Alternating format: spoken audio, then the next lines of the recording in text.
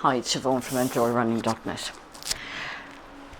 Sometimes when we're doing stretches, they can present problems because of a range of movement issue.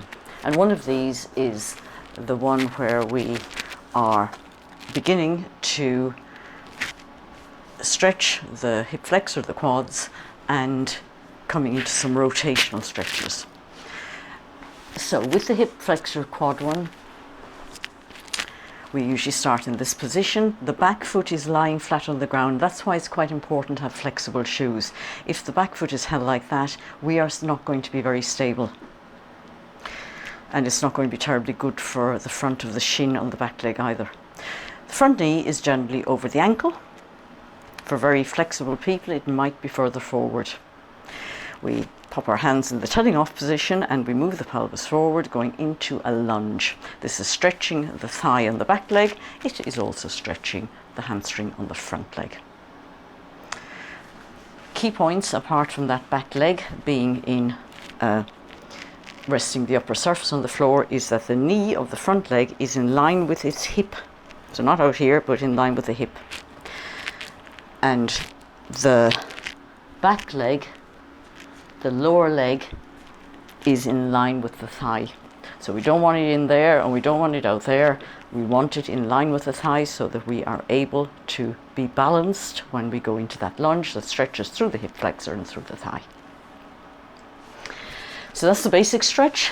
Then we come to more extensive stretches and rotational stretches, and it's not a bad idea to grab a pair of yoga blocks for this. I'll do it sideways to start with, and then I'll do it front on. Okay, so again, my knees cushioned, very important. My other leg is forward and they are lined up with the hips.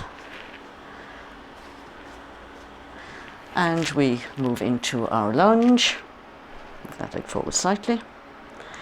And then we might move into a crescent pose, where we're just lifting the arms up by the side of the head. We might even move into this sort of an arrow pose. But then eventually we might want to do a rotation. So this is where these blocks may come in useful. So instead of trying perhaps to bring the hands onto the floor, if that's not going to be possible for a person, it's quite unstable doing them on your fingertips, so it's far better off to bring in your yoga blocks and bring them to the height that is suitable. And then we can support the body well when we are in a position where we might want to rotate out to the side each way. So we're not overstressing the legs. In terms of the rotation itself, for some people, and I'm just going to keep the yoga blocks in position and pretend that I'm using them, we say for rotating out to the right, that movement may just be not very comfortable. And equally well, the movement to the other side may not be comfortable either. So I'm going to face forward now to deal with each of these movements in turn.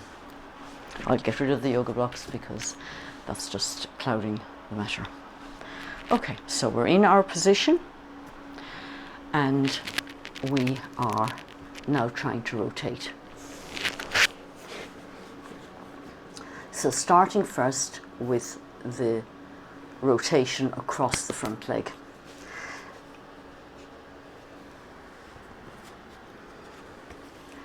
It is important that knee doesn't wander around.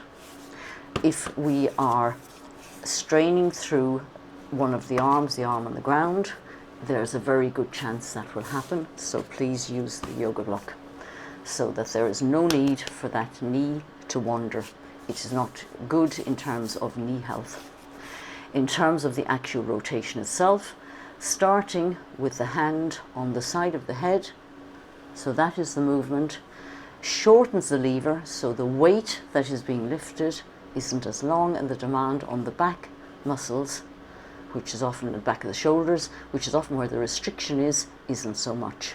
So keeping the head in line with the spine, rotating to whatever feels comfortable, but moving the elbow while the hand is supported on the side of the head, moving the head in line with the spine. So I'm looking just out to the side because that's as far as I'm going to go, and gradually increasing the rotation until the person can go further around.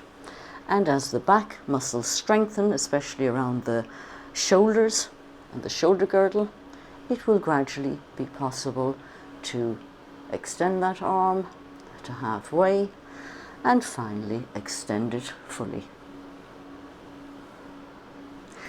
Same thing on the other side. This time the knee is often not such a concern, so if you are able to put the hand flat on the ground, great. If not, put it on a yoga block.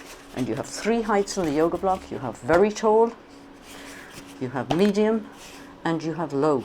So a lot of options with a piece of foam. So holding onto that yoga block. Now that arm is also supporting the knee in this case, so that knee wandering doesn't present such a problem because the wander would be inwards and that elbow is able to support it. So again, hand on the side of the head, like so, and moving the head in line with the spine, so not twisting at the neck, moving out and gradually increasing the range of movement. Remember, this isn't just about the shoulders, also about the muscles on the inside of the thigh. And as you get more mobile, beginning to lengthen the lever, so moving the hand away from the face further and further and further until you are able to fully extend the hand. So gradually, bit by bit, mobility can be improved, and those stretches with a few props are not beyond the possibilities for most people. Thanks for listening. See you soon.